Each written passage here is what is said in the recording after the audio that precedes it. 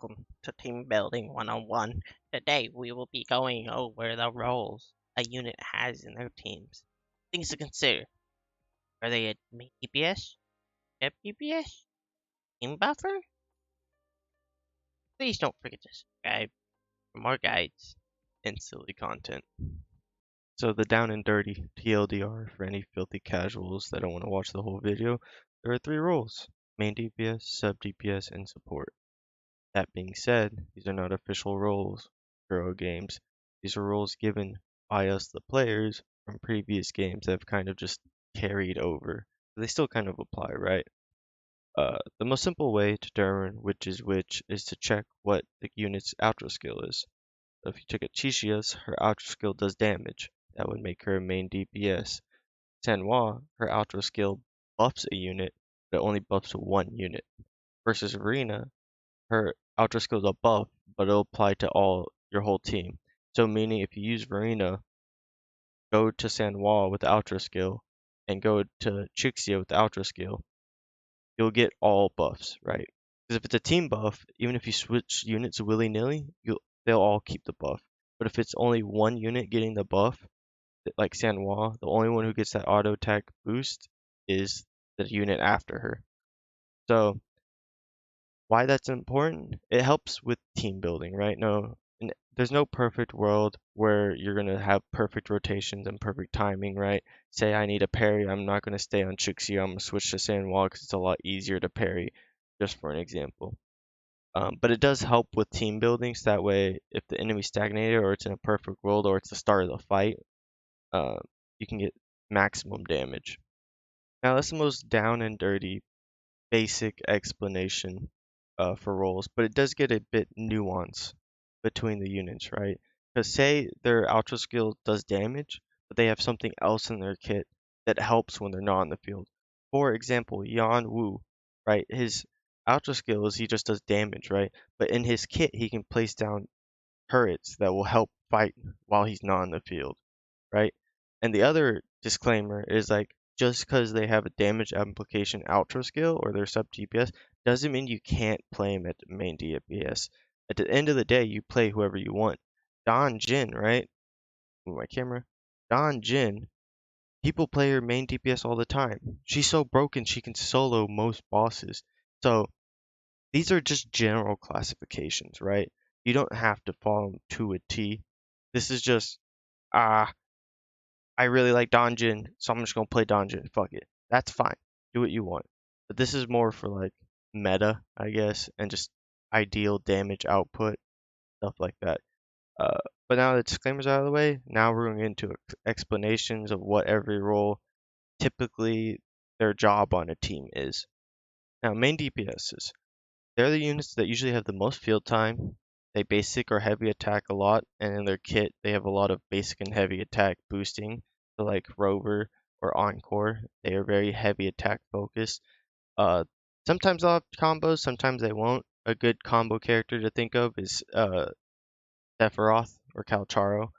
And they're typically the echo sets that they run is like the very basic elemental damage sets.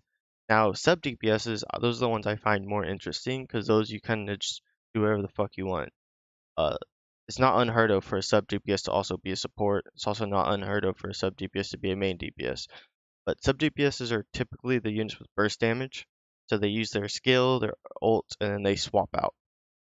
Or like Sandwall, right? You use her skill, her ult, and then you use her heavy attack to blow up the ice, and then her outro skills charge and you can swap out.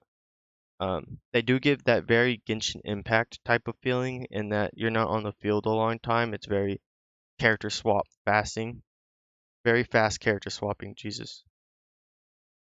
And they usually do effects when they're not on the field, or they just are really good buffs.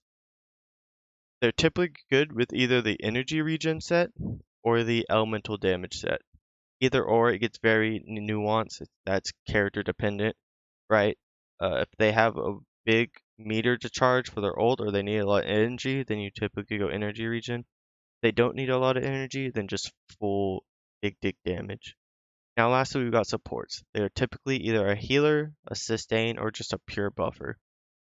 They're usually the first you use in the rotation, so rotations usually go support first, sub DPS, and main DPS.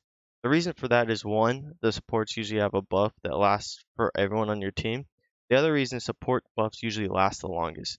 Their buffs usually last uh, 30 seconds versus sub DPS's their buff for their Ultra skill only lasts 15 or 14. And typically they are good with either the healer set, if they're a healer, or the energy regen set. Now, when you're constructing your teams, there's usually 3 rules I like to follow personally. There might be some more rules, but I'm not going to try to drag this out any longer than it's going to be.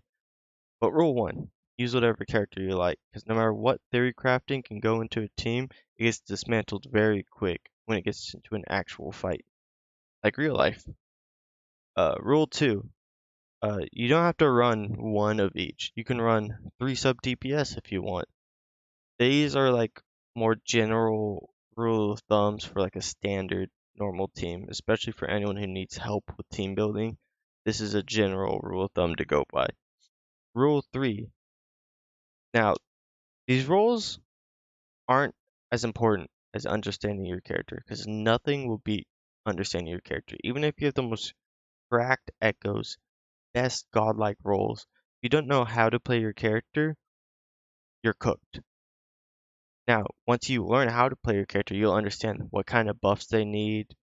Uh,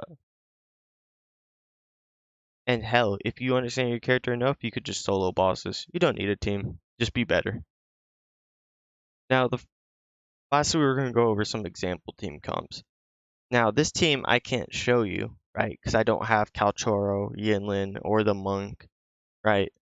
But there's this wonderful website called wutheringlab.com where you can look at a character and scroll damn near the bottom, and they'll give you examples or what's meta for each character. So for this team, for example, right? Calcharo, main DPS, you love Sephiroth. Or even fucking Devil May Cry, I'll even take that, Virgil. Uh, but you want to play Calcharo. Calcharo is your dude. You have a gay fetish for him. The best sub DPS, Yinlin, Sanwar, or Jin, right? Now let me explain.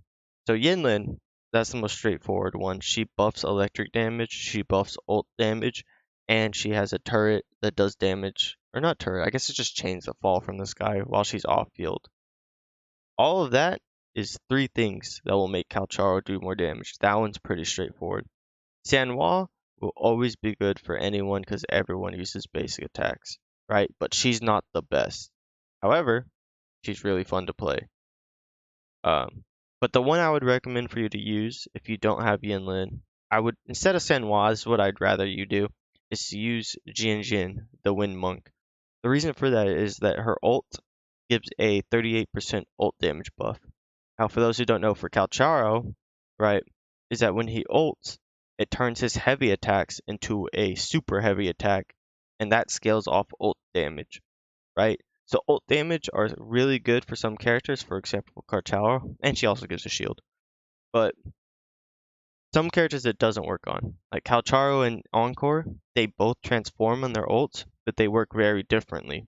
Calcharo, his attack starts scaling off ult damage, so ult damage works on him, but Encore, ult damage does not scale for her. Her basic attacks still count for basic attack. They do not scale with ult damage. So Jin does not work with Encore, but she does work with Calcharo. And Verena, I'll be honest, you're going to see Verena or Baizi on every single team. That's just how it is. There is the meta of no healers. Good luck with that. Now, I could be here all day and go over a bunch of examples, but I'm just going to do one more just to keep the video short. Encore, Sanwa, Verena, right? That's the main team for Encore. Now, why is that? So, Encore, she auto attacks a lot. She does use her skill a lot, but she uses her auto attacks just as much. And when she ults, it makes her auto attacks go melee mode and do twice as much damage. So Sanwa, what her ultra skill is, she'll buff basic attacks by 40%. So it just basically makes Encore a Rage Blade auto attack machine. And obviously Verena just buffs the whole team, so you're going to see her every single time. But that's just the basics, right? If you wanted to, you could take out Encore and run Havoc Rover, and it would work the same. Havoc Rover is also a heavy auto attack character, so with Sandwall who buffs auto attack, it's just as good. Or you could run Havoc Rover and Donjin, because Donjin buffs heavy attack or Havoc damage. That being said, Donjin doesn't really like being a sub DPS because she can't get her damage out as quick. I mean, you can if you kind of just spam E, spam skill, but this is just to get your head spinning, give a little thought. But if you made it this far, don't forget to like, comment, and subscribe.